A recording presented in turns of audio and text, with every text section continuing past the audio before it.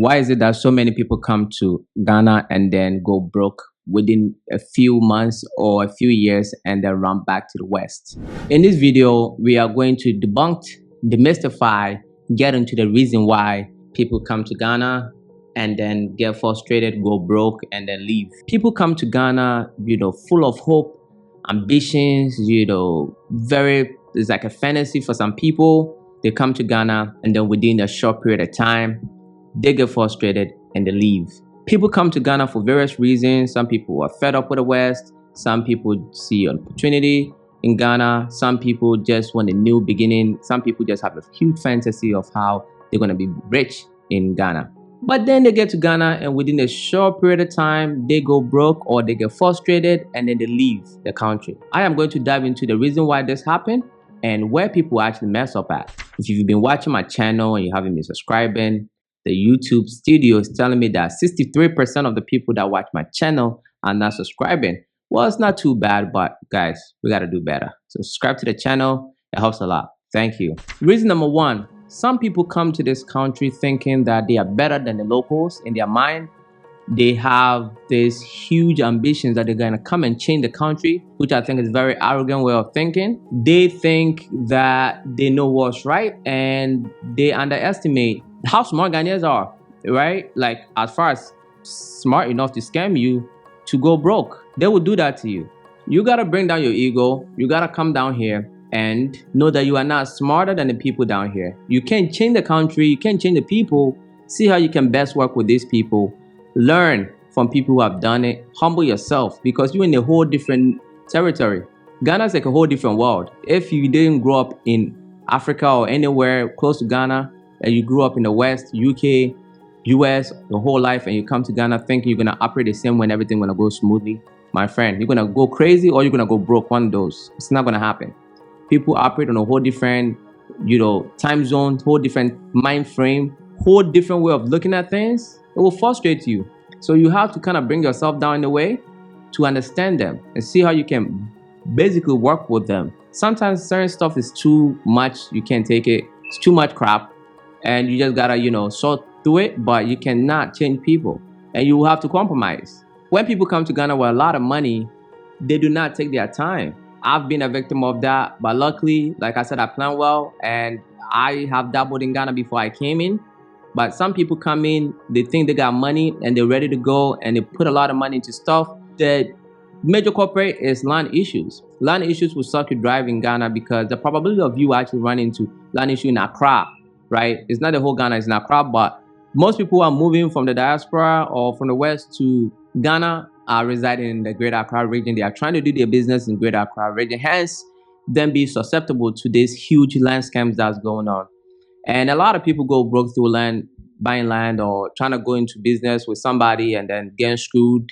It's normal. So you have to be really careful who you work with. People also come in now respecting the cities. I actually had this problem, right? We come in now respecting the cities. We're converting everything back to, the dollar, the euro, like you in Ghana, right? So you have to really start respecting the cities. Now look at the cities as a dollar. When I spend 100 cities, I'm like, oh, snap, that's 100 cities. I don't look at it like, that's $8. Oh, that's $7. That's how I used to look at it. And money will be flying out. The money will be flying out, man. So you have to humble yourself and know you're in a whole different country, adjust and think from that time frame in a way, or you're going to go broke. You think everything is so cheap, you're just going to spend like that? You're going to go broke. You're going to go broke and you're going to run back. Some people also didn't plan well. It doesn't matter how much you have saved. You can have $500,000 saved up. And if you don't have that residual money coming in Ghana, you're going to go broke. Okay, unless you have, set up a business right away and it's thriving, that money is going to run out. Ghana is expensive.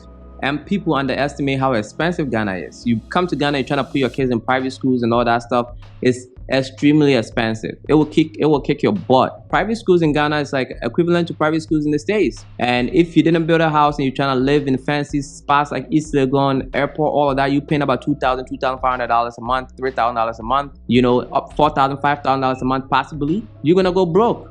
So you got to be making money. You got to set up some residual income before you come in here. Some people don't do that. And also when you come in here, you really have to take your time. You've got to take your time before you jump into stuff. You have to study. You have to, if you're really new in a country, like you've never really lived in any African country before, You have to take your time. Study, find some friends and people who are already doing what you want to do that you can learn from. Find some trusted people. That has helped me tremendously. I know people. I had a friend, my business partner, Bismarck. I knew him way before I came in.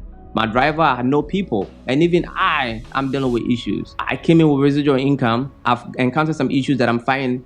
I have the right team behind me. I got great lawyers that's friends. I got architect as my friend. The people I work with, I know them very well. And I'm still dealing with back and forth issues with land, right? But I've made some successful land purchases, part of the game.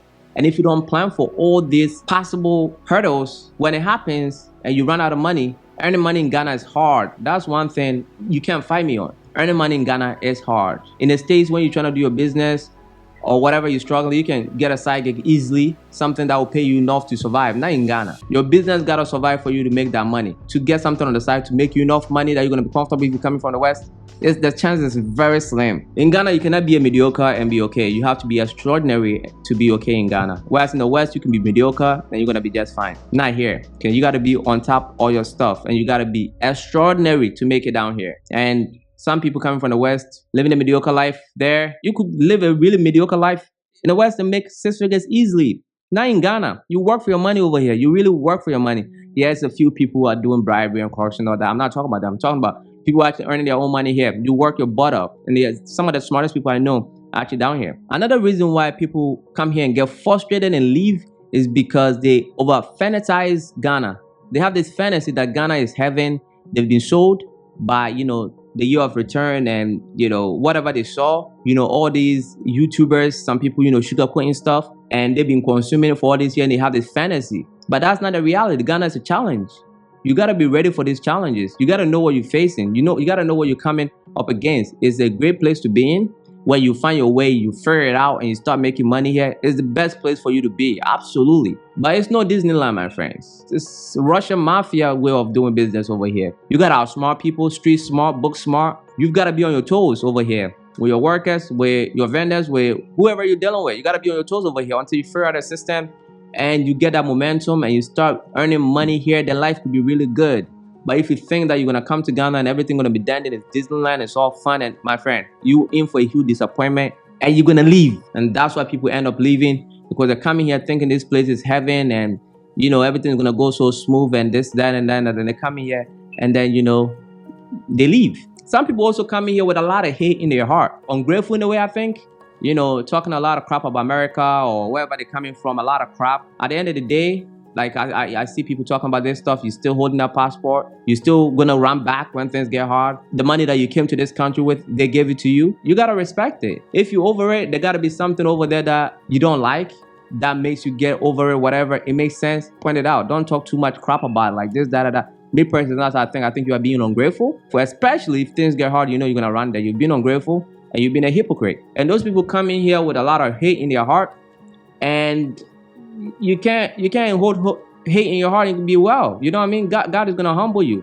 So you're gonna end up running back to where you were talking crap about. We're gonna run back. That's just kind of like shame on you in a way. I had a lot from America, I did a lot in America. So I'm not talking down on it. However, I prefer the lifestyle over here. I feel like I'm of better use down here to help the country develop. I know the flaws that Ghana has. I know it's not easy. I know the West went through a period just like this where people busted their butts to build a country. People like Harry Ford and Thomas Edison and all these people working when there was no lights and all this. They've been through it to build a country that we all see and admire today. And I'm just not the kind of guy that is over here. I don't like comfort. As a matter of fact, I don't like comfort. My life was pretty comfortable in America. I was very good.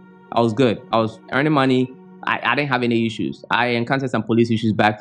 Other than that, I was fine. Other people just come to Ghana without planning. They just get up and leave, thinking they got, $30,000, $40,000, they're gonna be just fine. No planning at all. They come in here and thinking that they got $40,000, $50,000, that's a lot of money. It's not. In Ghana, that's not a lot of money at all. You're gonna go broke real quick and you're gonna go back. There's exceptions to the rule. Some people come in here and they figure it out and then they make it huge and then, they're good to go. There's exception to the rule. And we're not talking about luck here. We're talking about predictable outcomes.